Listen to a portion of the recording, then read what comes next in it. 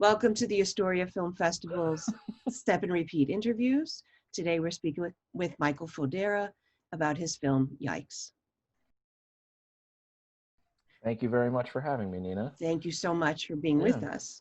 Did I say your name right, by the way? You did, and I want to commend you for saying my name right. Thank you. I get a lot of Foderas or Foderas, and so thank you for saying Fodera. Yeah. How are you doing? We're good.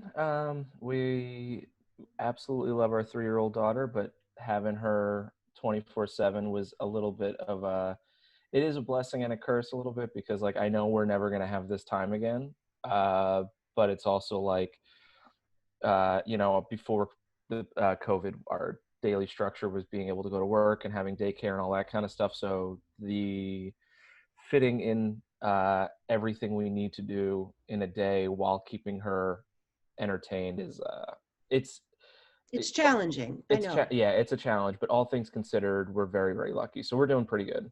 Want to tell us a little bit about yourself, your background, and what inspired you to make Yikes? Sure, yeah.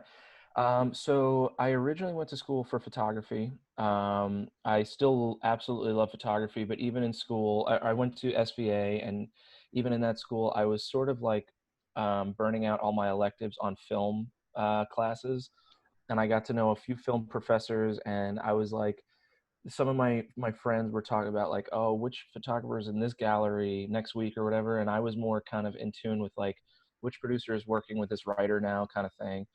And then I got really lucky, and I got a job working for Newsweek magazine right out of school, which was a really great thing. This was right before the recession too. So kind of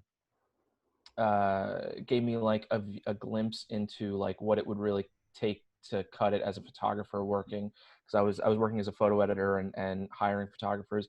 And I just sort of realized, this is not exactly where I want to put all my efforts. And then the recession hit, and of course I decided in the middle of the recession that summer to make my very first film. And then since then I just like jumped into it. And since then I made a handful of short films and music videos. I absolutely love Astoria, Queens, and I'm not just saying that because this is the festival.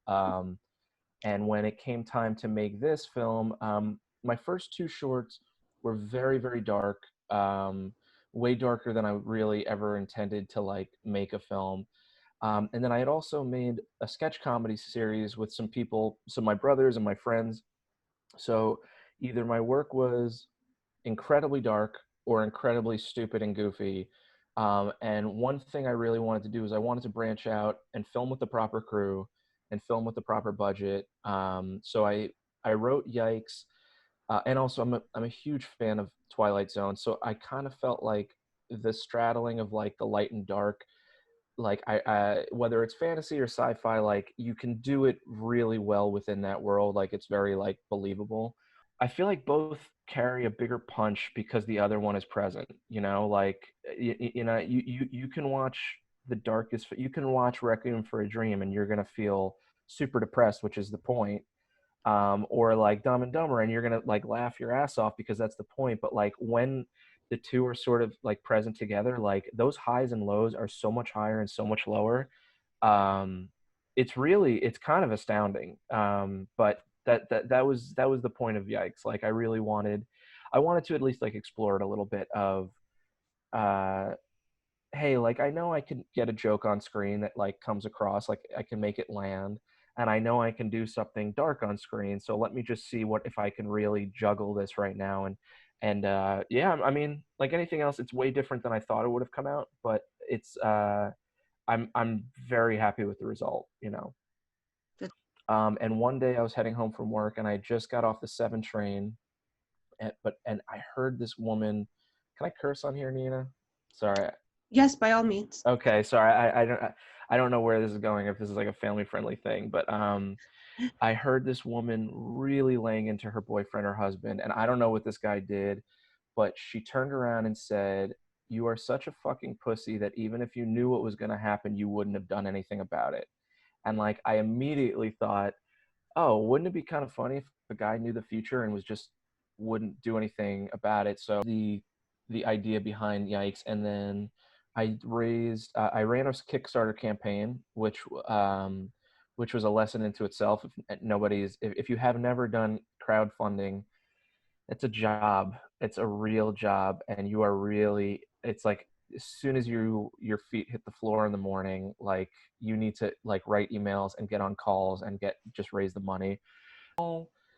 I want to say the film probably cost maybe like $12,000 or $13,000 to like make, but like then when I look at all the favors that the crew and the locations, I have no idea. So I'll say it was like 12 or 13,000 with a lot of favors involved. And that also like brought the cast and crew together too. Like everybody was like in the ship together. Like we were all waking up at 2 a.m. to get to the our one night exterior location that we had like an hour and a half to shoot before the sun came up, sort of thing. So just surrounding yourself with good talented people definitely gets you to the finish line faster and in a much more effective way than you ever could have planned. So In the last scene, when it rains, did it actually rain, or did you guys make that happen? we made it happen. Never worked with a rain tower before. I don't really know what's involved. I don't know how big they get. I don't know if I need to take out certain insurance for it, whatever. But like, I remember specifically the quote I got was like $1,600 for a 1-day rental for a rain tower. So my brother, who plays the gunman, the robber in the film in the bar, he just says, no, screw that. He's like, get in my car. We're going to Home Depot. And he built a rain rig out of a painter's pole, a 2x4, and he got like the little split thing with the hose, like for gardening. Yep, yep. We made it for ourselves for $80, but then when it came time to shoot, we had one chance for that shot, and so like we made sure like, okay, he knew once he turned the spigot on, like how long does it take for the rain to come out. We just like, and it was like 3 a.m, and we were all holding our breath, and we're just like, all right, here we go, and it just worked. It was like that was literally the one take we had. Yeah. Are you working on anything now, or? Yeah, I am working completely on post-production right now. So the film we shot in November and December, it's called Prisoner 1616. And it is a it's a sci-fi drama, proof of concept for what I would like to be my first feature film. Anything else you'd like to add before we wrap up?